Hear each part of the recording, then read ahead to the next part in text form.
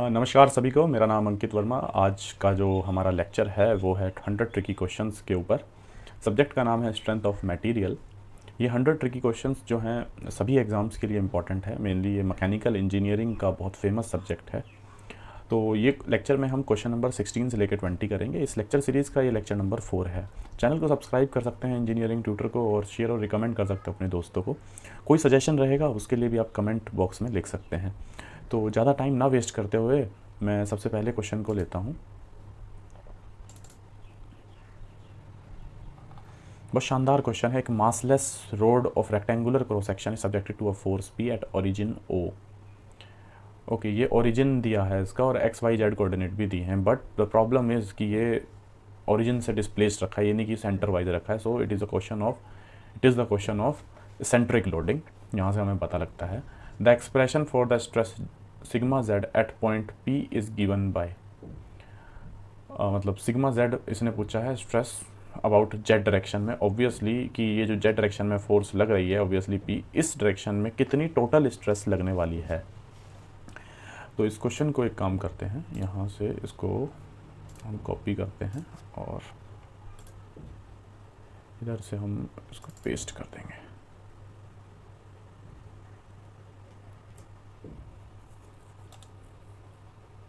जी, तो क्वेश्चन यहाँ पर आ गया है। अब थोड़ा सा आसान रहेगा बनाने वगैरह में। अब पॉइंट क्यू पे मेरे को स्ट्रेस चेक करनी है। ठीक है, सबसे इंपॉर्टेंट बात क्या है ना, कि मैं सबसे पहले यहाँ पर डायग्राम बना के थोड़ा सा क्लियर करने वाला हूँ आपको। और be patient in this question, कि इस क्वेश्चन में टाइम लगने वाला है, ये डेफिनेट सी बात है, क्योंकि 3D क्वेश्चन है। बट कहाँ जाना है, कुछ अच्छी चीज़ सीख के जाते हैं। तो मैं सबसे पहले ये बनाता हूँ, और ये इन भाई साहब ने x बताया है। आप चाहे जो मर्जी मानो, लेकिन एक्चुअली में जो चीज़ दी होती है ना उसके हिसाब से चलना चाहिए।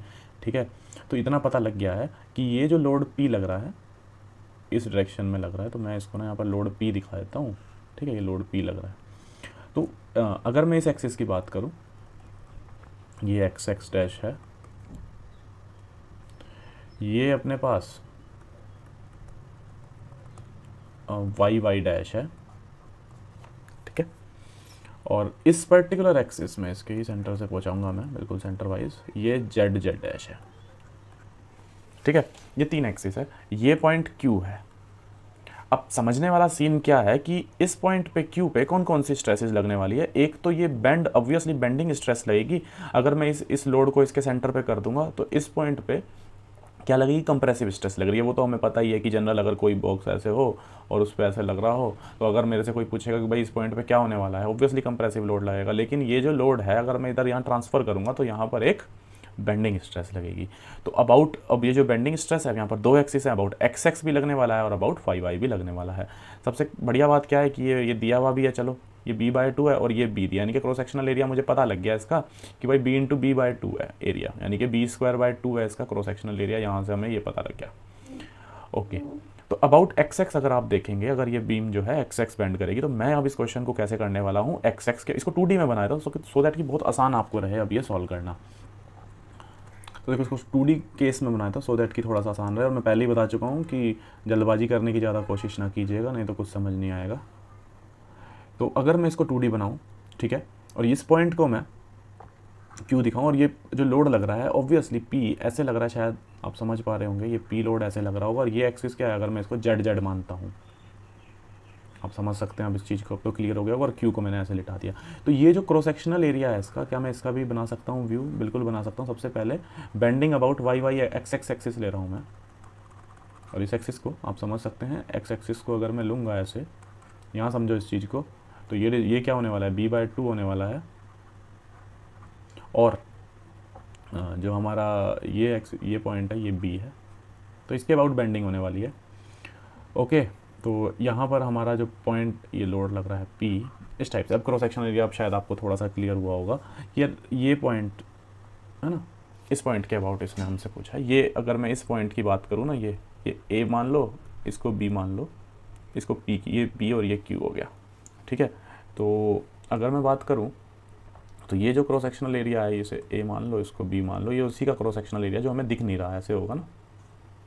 ठीक है, बहुत बढ़िया। अब बेंडिंग अब आपको निकालनी है, तो बेंडिंग के लिए मुझे सिग्मा बी की वैल्यू अगर मैं देखूं, सबसे पहले ये बात समझो इस चीज़ को कि जब ये लोड इस ऐसे लगेगा तो ये जो मोमेंट इस पे ऐसे लगने वाला है इस टाइप से, तो इस पॉइंट पे क्या लगने वाली है, टेंसाइल स्ट्रेस लगने वाली है। इतना समझ में आता है तुरंत देखते सार, मतलब जो स्ट्रेस की वैल्यू होगी ऑब्वियसली पॉजिटिव रहने वाली है, और वो जो है m/i इंटू वाई मैक्स ये होता है। अब देखिए कि m की वैल्यू क्या होने वाली है और i की वैल्यू क्या होने वाली है। अबाउट xx अगर मैं निकाल रहा हूँ तो मुझे नहीं लगता कोई दिक्कत आने वाली है आपको। b इंटू बी और d जिसके अबाउट निकाल इसका क्यूब बाय 12, ये तो i आ जाएगा। क्लियर। ऐसी मोमेंट अब देखिए क्या होने वाला है, ये इस मोमेंट को यानी कि जो डिस्टेंस लेंगे ई की वैल्यू क्या रहने वाली है, ये रहने वाली है, और ई क्या रहने वाली है, ये पूरा b/2 है, तो ये ई कितना रहने वाला है इसका, वो रहने वाला है b/4। क्लियर। तो जो मोमेंट की वैल्यू आने वाली है वो आ गई pb/4। सब चीज़ देखिए इंपॉर्टेंट है। ओके।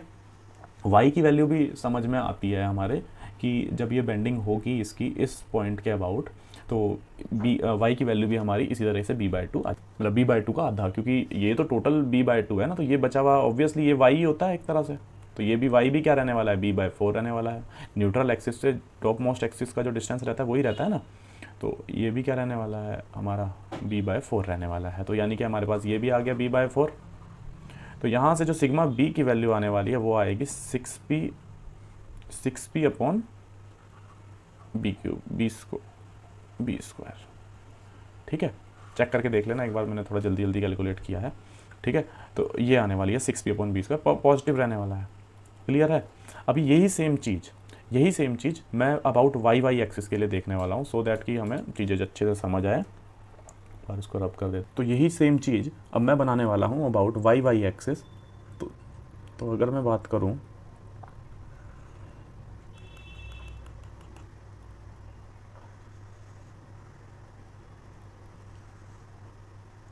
इसी तरीके से सेम जो मैंने बताया था।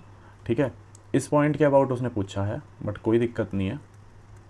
ये तो पॉइंट इन्होंने सर ने हमें जो बताया है वो बताया, ये लोड ऐसे पी लग रहा है और ये जेड एक्सिस है। देखो 3D क्वेश्चन को कैसे हमने 2D में बना दिया आसानी से समझने के लिए। अब यही लेकिन कमाल की बात क्या है कि अब मुझे ये जो एक्सिस है अबाउट वाई एक्सिस अगर मैं दिखाना चाहूँ क्या होगा। अब मैं क्वेश्चन को एक बार आपको समझा देता हूँ इसमें। हाँ, तो जब ये वाई एक्सिस के अबाउट कौन सी, ये वाई है, तो इसके अबाउट जब मैं लूँगा, इसके अबाउट, तो इसके अबाउट जब मेरे को बेंडिंग वगैरह निकालनी होगी तो वो वाला मैं अब ले रहा हूँ। पहले मैंने इसके अबाउट लिया, अब मैंने इसके अबाउट लिया, दोनों के अबाउट इसमें हमें लेना होता है। तो जी ऑब्वियसली तो जैसे मैंने बताया ये अपना b रहने वाला है और ये क्या रहने वाला है, b/2 रहने वाला है। ठीक है, और ये एक्सिस क्या है अब हमारी वाई है। सेम चीज़ उसी तरीके से, यानी कि ये डिस्टेंस क्या आ गया, b/2 आ गया, लोड ऐसे लग रहा है p, तो ये पॉइंट q है ऑब्वियसली, यहाँ पर भी अब टेंसाइल फोर्स लगने वाली है। m भी अब आपका क्या आने वाला है, p इंटू b/2 आने वाला है।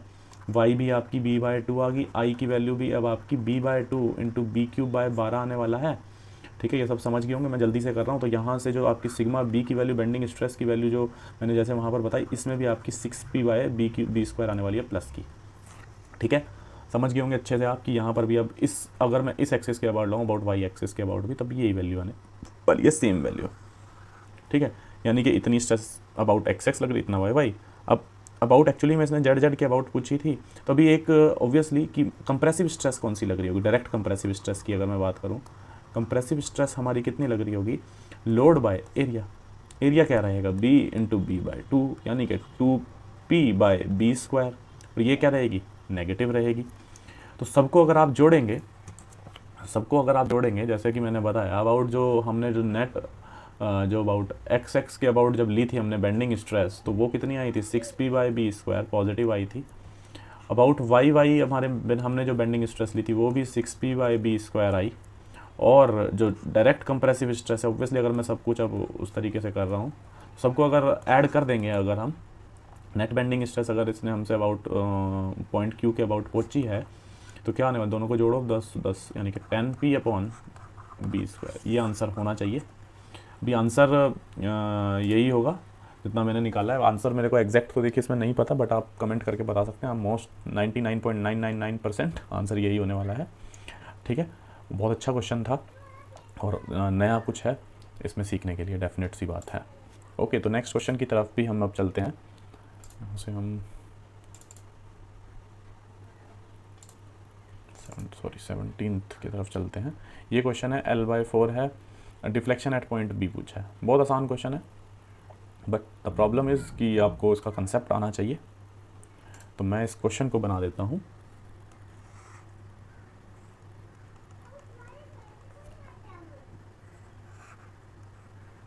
ये P लोड लग रहा है, ये L/4 है और ये L है। सबसे पहली बात, मैंने जो पहले लेक्चर में बताया था, यहाँ पर एक जो मोमेंट लग रहा है वो PL/4, इसको इसके अपोजिट लग जाएगा। बस समझ गए होंगे बात को। तो अब क्वेश्चन, और ये P लोड ऐसे लग जाएगा यहाँ पर। तो अब ये क्वेश्चन प्रिंसिपल ऑफ सुपरपोजिशन से लग जाएगा कि डेल्टा जो हमारा P लोड के कारण हुआ, लोड के कारण या डायरेक्ट लोड के कारण अगर मैं कहूँ, जो डिफ्लेक्शन रहेगा मेरा इस पॉइंट का, अगर इसने पूछा है डिफ्लेक्शन हमसे, तो लोड के कारण जो लोड है हमारा माइनस, क्योंकि ये इसके अपोजिट लग रहा है, ड्यू टू मोमेंट। अगर मैं इस पॉइंट को C कंसीडर कर दूँ तो ये डिफ्लेक्शन अबाउट पॉइंट C रहने वाला है, नेट लोड। तो इसके लिए मुझे पता है PL/3EI होता है, और इसके लिए क्या आता है ML²/2EI। जो डिफ्लेक्शन की बात करूँ मैं अगर, तो PL/3EI मैं रख देता हूँ जल्दी से। M की वैल्यू PL/4 है, L² आया अपॉन 2EI, तो PL/3EI माइनस PL/8EI। तो यहाँ सॉल्व करके 5/24 PL/EI, ये आंसर होना चाहिए। चेक कर लेते हैं ऑप्शन है या नहीं है। डी ऑप्शन आंसर है। आसान क्वेश्चन है, IAS में काफ़ी बार आया, लेकिन लोगों को बहुत दिक्कतें होती हैं इसमें, तो इसलिए मैंने इसमें लिया एटलीस्ट। और ये जो क्वेश्चन है ना, UPSC AE के लिए भी बहुत इंपॉर्टेंट है। इस टाइप के क्वेश्चन बहुत ज़्यादा लेंथ, अब जो पहला क्वेश्चन था वो मैं मानता हूँ बहुत लेंथ थी, आपको लगेगा कि यार इतना लंबा क्वेश्चन UPSC AE में नहीं आएगा, लेकिन इसका कंसेप्ट आ सकता है, इसलिए मैंने इसमें लिया। बहुत फेमस क्वेश्चन है, लोगों को दिक्कतें बहुत होती हैं और समझना भी टफ रहता है। ठीक है, नेक्स्ट क्वेश्चन की तरफ चलते हैं। 2 cantilever beam AD and BF of equal flexural rigidity, EI की वैल्यू सबकी दोनों की सेम दी है, AD और BF पूरी रोड है ये। ठीक है, connected by steel road DC, ये जो स्टील की रोड से बीच से कनेक्ट किया है। ओके, कुछ तो गजब है इसमें। और स्टील का यंग मॉडुलस भी दिया है। ये जो लोड 50 किलोन्यूटन का यहाँ लगाया है, एरिया भी इसने दिया है। स्टील रोड की लेंथ दी है 500 mm लॉन्ग। ठीक है, क्रॉस सेक्शनल एरिया भी दिया है। ठीक है, deflection at point D। Basically ये सिविल के क्वेश्चन है ये। ठीक है, तो यहाँ पॉइंट F पे 50 किलोमीटर लगा, लेंथ वगैरह सब कुछ दी है, बट मज़ा आने वाला है, डेफिनेट सी बात है। मैं इसको क्वेश्चन को यहाँ से कर देते हैं कॉपी। 1 मिनट, ये नहीं हो रहा, कोई नहीं। तो मैं इस क्वेश्चन को एक बार थोड़ा सा समझा देता हूँ, और इनफैक्ट इस क्वेश्चन को मैं यहाँ पर बना देता हूँ सो दैट कि थोड़ा सा आसान रहे। AD और ये रहेगा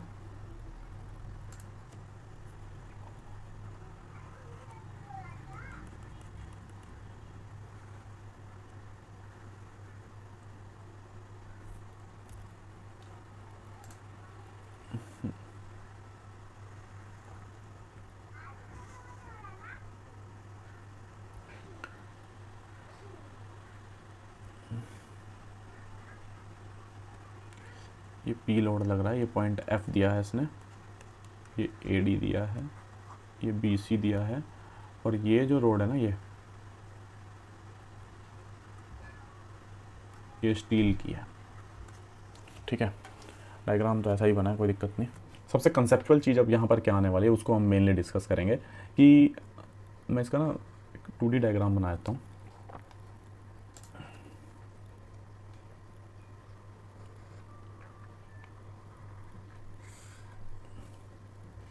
देखिए, इस D पॉइंट का डिफ्लेक्शन जो था ना, इसको मैं Δ1 मान लेता हूँ। ये जो deflection due to this load P जो रहने वाला है इस पॉइंट का, इसको मैं डिफ्लेक्शन Δ2 मान लेता हूँ। इनका जो नेट डिफ्लेक्शन आएगा इस लोड P से, वही क्या आने वाली है, extension of road, extension of steel road.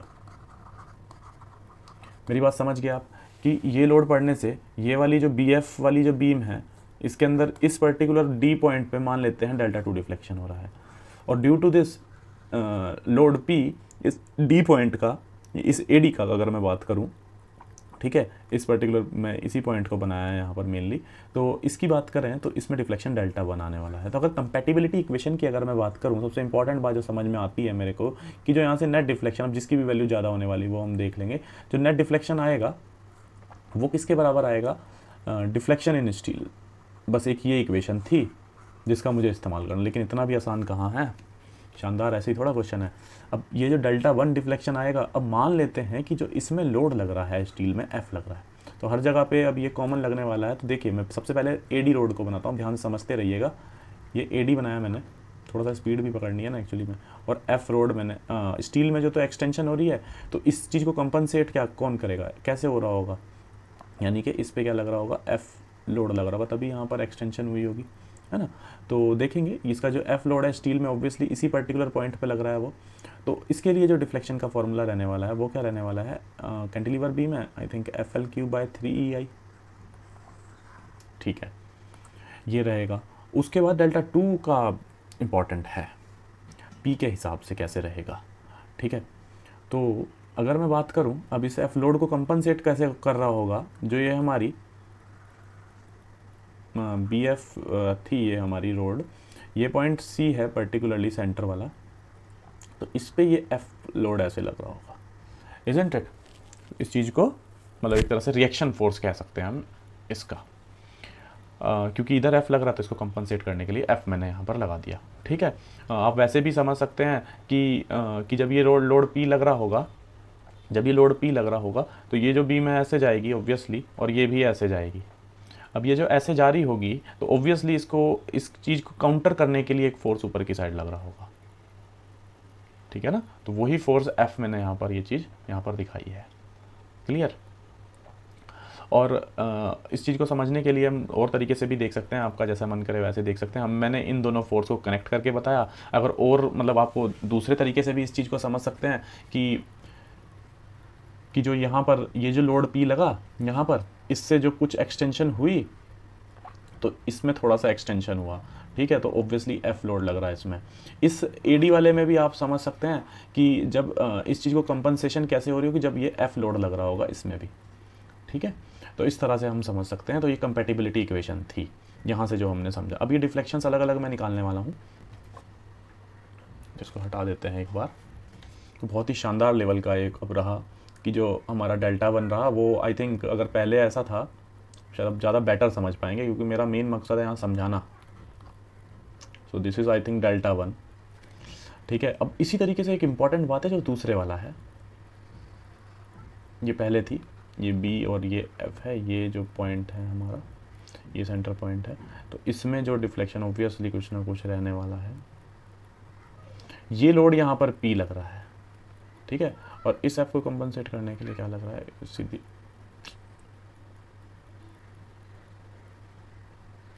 ये F लग रहा है, और यहाँ पर तो ये 50 किलो न्यूटन का जो हमारा P लोड लग ही रहा है। ये L है, ये L है।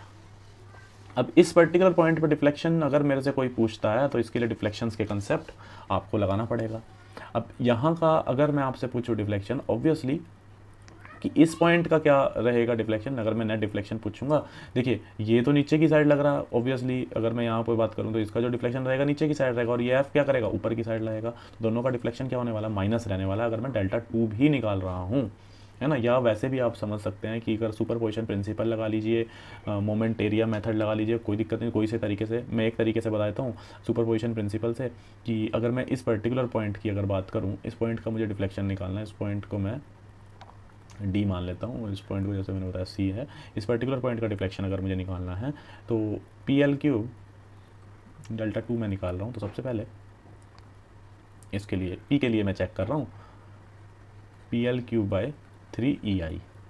अब एक बात समझो, लेकिन मुझे इस पॉइंट का पूछा है, तो ऑब्वियसली इस, या मैं ऐसा कर सकता था इस चीज़ को, इस P P into L moment जो है ना, इसको मैं यहाँ पहुँचा देता हूँ इस जगह पे, है ना। तो वो क्या रहने वाला है, तो वो भी मैं बता देता हूँ कि ये जो मोमेंट है इस पॉइंट पे अगर मैं लगा दूँ, इस मोमेंट को यहाँ शिफ्ट कर दूँ, तो पी एल क्यूब बाय 3 तो होगा ही, क्योंकि मेरे से इस पॉइंट का पूछा ना, आप समझ रहे होंगे मेरी बात को, इस पॉइंट का नहीं पूछा, तब तो पी एल क्यूब बाय आ ही जाना था, पी एल क्यूब बाय 3, लेकिन इस पॉइंट का पूछा है ना, तो इस लोड को मैं यहाँ ट्रांसफर कर सकता हूँ ना, पी एल क्यूब बाय 3 तो वही होगा, ठीक है। तो ठीक है, प्लस जो इसका हमारा ये रहता है कि इसका जो मोमेंट एम क्या रहेगा, पी इंटू एल, है ना, पी इंटू एल, ये मोमेंट यहाँ मैंने ट्रांसफर कर दिया, ये वाला P into L, M L square upon 2 M L square upon 2 ये डिफ्लेक्शन रहा। समझ आ गई होगी बात अच्छे से आपको, ठीक है। तो ये P L cube by 2 I think ये जो रहने वाला है, ये 2 इधर चला जाएगा और ये 3 इधर चला जाएगा, 5/6 पी एल क्यूब बाय आई। बहुत इंपॉर्टेंट बताया मैंने ये पार्ट आपको, सीरियसली, ठीक है। अब क्या है, अच्छा ये डेल्टा 2 नहीं आया, ये सिर्फ इस पी पॉइंट के लिए आया। अभी एक माइनस जो रहने वाला है हमारा, क्या, इस एफ के लिए, एक एफ लोड भी तो लग रहा है जो कि ऊपर की साइड लग रहा है, तो मेथड ऑफ सुपर पोजिशन से क्या रहने वाला है, एफ लेंथ तो इसके लिए भी एल ही है, ये वाली देखिए एल है, ठीक है, एल क्यूब अपॉन 3 तो माइनस यहाँ पर क्या आने वाला है, एफ एल क्यूब बाय 3 देखिए समझाने में थोड़ा सा टाइम लगता है ऑब्वियसली, लेकिन करने में कोई ज़्यादा दिक्कत नहीं, और ये कंसेप्ट इस्तेमाल किया जा सकता है गेट में किसी भी एग्ज़ाम में, ये पक्की बात है, क्वेश्चन में बहुत खासियत है नो डाउट, इसलिए समझाने में भी थोड़ा टाइम लगता ही है। तो डेल्टा 2 हमारा ये हो गया। अच्छा अब क्या, ये डेल्टा 2 आ गया, अब डेल्टा 2 माइनस डेल्टा 1 अगर मैं करूँ, क्योंकि डेल्टा 2 की वैल्यू अगर आप देखेंगे ना तो ज़्यादा आएगी, बाकी नहीं भी आए तो कोई दिक्कत नहीं है। तो मैं जैसे बताया डेल्टा 2 माइनस डेल्टा 1 बराबर डेल्टा चेंज जो स्टील में डिफ्लेक्शन आया, तो मैं अब मेन बातें लिख देता हूँ और ये भी बता देता हूँ कि क्या क्या चीज़ें गिवन है, कहीं गड़बड़ ना हो। F L cube upon 3 delta 1 क्या है अब बताओ, डेल्टा 1 जो हमने निकाल ही दिया था already, F L cube upon 3 ये भी रहने वाला है, ये भी हम निकाल चुके हैं ऑलरेडी। अब ये जो है मेनली ये किसके बराबर आने वाला है हमारा, ये स्टील में डिफ्लेक्शन। अब स्टील में कितना आने वाला है, अब मैं उसका जो अगर बात करूं, स्टील की जो हाइट है वो भी दी है हमें, उसको h मान लेते हैं, वो भी हमें गिवन है। अगर मैं क्वेश्चन को एक बार पढ़ूं, हाँ देखिए क्वेश्चन एक बार थोड़ा सा और दोबारा से रिकैप हो जाएगा, नहीं तो पता नहीं ऐसा लगेगा कहाँ घूम रहे हैं। इसकी जो लेंथ दी है 5000 मीटर, 5000 mm दी है, तो 5 मीटर दी है इसकी लेंथ, एरिया भी दिया है, एफ़ ऑलरेडी हम निकाल चुके हैं, मतलब एफ़ हमें निकालना ही है ये, ठीक है। तो ऑटोमेटिकली हमारे से वैल्यू आ जाएगी, ठीक है, ठीक है। तो अब ये किसके बराबर आएगा, एफ़, ये 5 दिया है, एफ एच जो भी हमने उसकी हाइट या ऑब्वियसली उसकी जो लेंथ थी सी डी पार्ट की, एफ एल अपॉन ए, एरिया भी दिया है उसका, ई भी दिया है स्टील का। अब क्या आने वाला है यहाँ से, समझो इस चीज़ को, क्या आने वाला है यहाँ से सॉल्व करके, इस कंपैटिबिलिटी इक्वेशन सब कुछ गिवन है, देखो एल गिवन है, एल की लेंथ गिवन है, ई आई गिवन है, एल गिवन है, ई आई गिवन है, यहाँ से क्या आने वाला है हमारा, एफ़ की वैल्यू सॉल्व आएगी यहाँ से सॉल्व करके, ठीक है। तो एफ़ की वैल्यू जो यहाँ से आएगी सॉल्व करके, मैंने ऑलरेडी निकाल के रखी है, 45 इतने न्यूटन रहने वाली है एफ़ की वैल्यू। लेकिन इसने एफ़ थोड़ा पूछा है, इसने तो हमसे क्या पूछा है क्वेश्चन में, क्वेश्चन को अगर आप ध्यान से पढ़ेंगे, इसने हमसे डिफ्लेक्शन ऑफ पॉइंट डी पूछा है। तो डिफ्लेक्शन ऑफ पॉइंट डी, इसने तो हमसे डी पॉइंट का डिफ्लेक्शन पूछा है, कंपैटिबिलिटी इक्वेशन से हमने एफ निकाल दिया। तो डी पॉइंट का डिफ्लेक्शन मैं ऑलरेडी पहले ही उससे बता चुका हूँ आपको कि जो डी पॉइंट का डिफ्लेक्शन है ये वही है, सॉरी यहाँ पर डी है, ये पॉइंट ना, ये डी है और ये पॉइंट सी है, तो ये उससे कोई फ़र्क नहीं पड़ रहा है, चलो ठीक है। तो इस पॉइंट का डिफ्लेक्शन इसने पूछा है, तो ये तो मैं ऑलरेडी निकाल चुका हूँ, डेल्टा 1 हमें यानी कि एफ एल क्यूब बाय 3 अब एफ़ तो नहीं था ना हमारे पास उस टाइम पे, ये एफ़ ही तो हमने निकाला है यहाँ पर, एल दिया है, ये जो लेंथ है दिया है, ई आई भी डायरेक्टली गिवन है हमें, इस रोड का 3 से मल्टीप्लाई कर दो, आंसर निकाल दो, तो वो क्या आ जाएगा, डिफ्लेक्शन आ जाएगा। तो बेसिकली अगर मैं इस क्वेश्चन को रिकैप करूँ, क्योंकि जल्दबाजी नहीं करनी चाहिए, कि जो नेट डिफ्लेक्शन था डेल्टा 2 माइनस डेल्टा 1, अब यहाँ पर भी देखो इसका भी डिफ्लेक्शन का अलग से फॉर्मूला लगा हमारा, ठीक है। यहाँ पर हमने सुपरपोजिशन प्रिंसिपल लगाया, आप मोमेंट एरिया मेथड भी लगा सकते हैं, ठीक है। कि अगर मैं आपको हिंट दूँ थोड़ा सा, कि अगर ये इस टाइप की रोड है और यहाँ पर लग रहा है, तो आप इस टाइप से इसका मोमेंट एरिया बना के इस पर्टिकुलर पॉइंट पे निकाल सकते हैं, तो आपको इस पर्टिकुलर एरिया की ज़रूरत पड़ेगी, ठीक है। तो पता ही है आपको कैसे करते हैं ना, तो वो उस तरीके से भी आप करके ट्राई कर सकते हैं, कोई दिक्कत नहीं आएगी। तो net deflection delta 2 minus delta 1 obviously समझ में भी आता है कि जो नेट डिफ्लेक्शन होगा वही स्टील का डिफ्लेक्शन है, बस यही तो समझने वाली बात है। तो स्टील का हमने पता है कि ये f × 5 उसकी लेंथ भी दी है, लोड तो f मान के रखे थे हमने स्टील में, एरिया दिया है, ई दिया है, तो यहाँ से हम कंपैटिबिलिटी क्वेश्चन से एफ निकाल देंगे, एफ से हम फिर ये निकाल देंगे। लेंथी क्वेश्चन था, बट इस लेक्चर में क्वेश्चन शानदार है, लंबे ज़रूर हैं बट इंटरेस्टिंग रहने वाले हैं। Okay, next. A cantilever beam of length L supported a single supported beam at its free end. The cross-sectional area is rectangular with constant width and varying depth. Depth varying है, width constant है, ठीक है। The H of this cantilever beam varies in such a way that the maximum normal stress at every cross section remains equal to the allowable bending stress. अच्छा, normal stress जो हर एक point पे लग रही है ना, इस तरह से वैरी कर रही है कि वो किसके बराबर है, अलाउएबल बेंडिंग स्ट्रेस के। तो इसने जो डेप्थ एच एक्स पूछा है वो किस तरह से वैरी करेगी according to X at any distance X, मतलब एच एक्स की ना इक्वेशन पूछी है, वो किस तरह से एक्स के अलॉन्ग वैरी कर रही है, ये इक्वेशंस इसने हमें दी है। ओके, तो चलिए शुरू करते हैं। क्वेश्चन ये आसान है, इसमें कोई ज़्यादा खास नहीं है। इसने बेसिकली हमसे ना ये दिया है और ये लोड जैसे लगा है, ठीक है। तो इसने क्या पूछा है ना कि ये हमारा x है, ये लोड P लगा है और ये जो विड्थ है वो तो कांस्टेंट है यार, बट ये जो हाइट है ना वो x पे वेरी करती है। वो क्या रिलेशन है hx और x में, क्या रिलेशन है, ये इसने हमसे बेसिकली पूछा है। जो इतनी बड़ी भाषा लिखी है इसने ये बताया है। तो अगर मैं बेंडिंग स्ट्रेस की बात करूं, ठीक है, वो क्या रहने वाला है,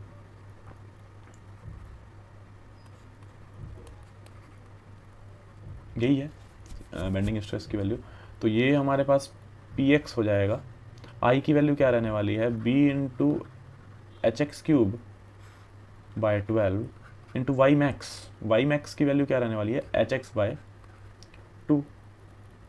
क्लियर, ठीक है। और ये जो स्ट्रेस आ रही है हमारी सिग्मा भी, ये x पे वेरी कर रही है, बट ये चीज़ क्या दी है, कांस्टेंट दी है, ये चीज़ वेरी नहीं कर रही है। तो यहाँ से अगर मैं बात करूँ एच एक्स का ये स्क्वायर हो जाएगा, तो यहाँ एच एक्स स्क्वायर बराबर पी एक्स 6px जो भी वैल्यू आने वाली है 6px upon B into sigma B X, ठीक है। अब यहाँ से एच एक्स और x में क्या रिलेशन आ रही है, I think H X square, इस ये सब कुछ कांस्टेंट दिया है, is directly proportional to H, ये आंसर हमारा होने वाला है। एक्स के अलोंग ये वेरी करता है, ठीक है। बेंडिंग स्ट्रेस मैं आपको दिखा देता हूँ। In such a way maximum normal stress at every cross section remains equal to the allowable bending stress, ठीक है। मतलब ये चीज़ वेरी नहीं कर रही है, ठीक है। मैक्सिमम केसेस ने ऑलरेडी लिया हुआ है। Considering only the bending stress the depth H X of the fully stressed beam at any distance X from the free end shall vary, ठीक है। और ये चीज़ हमारी इसमें से निकल सकती है इजीली, ठीक है। तो ये क्वेश्चन बहुत शानदार थे। एक क्वेश्चन हमारा इसमें रह गया, वो आपको होमवर्क के लिए हम दे देते हैं। हाँ, लास्ट क्वेश्चन है ये। A beam with overhang beam 1 and 1 point load acting downwards and other upwards as shown in the figure. The clockwise moment PB is applied at each support. Bending moment at the midpoint निकालना है। इस particular point पे C पे इसने bending moment निकालना है, यहाँ पर इस बीम के सेंटर पे, यहाँ पर, ठीक है। तो बेसिकली आपने सबसे पहले यहाँ रिएक्शन फोर्सेस लेनी है, मैं हिंट दे देता हूँ, और एक शायद P आएगी, एक उसके अपोजिट आ रही है, दिख भी रहा है। इस पॉइंट पे मोमेंट लेके बता दीजिएगा क्या आंसर है, कमेंट करके बताना। और लेक्चर कैसा लगा ये भी प्लीज़ बताइएगा, और क्वेश्चन का लेवल कैसा लगा, कोई डाउट रहा हो वो भी आप बता सकते हैं। तो चैनल को सब्सक्राइब कर सकते हैं, ओके, और शेयर और रिकमेंड करें। Thank you very much, thank you for listening.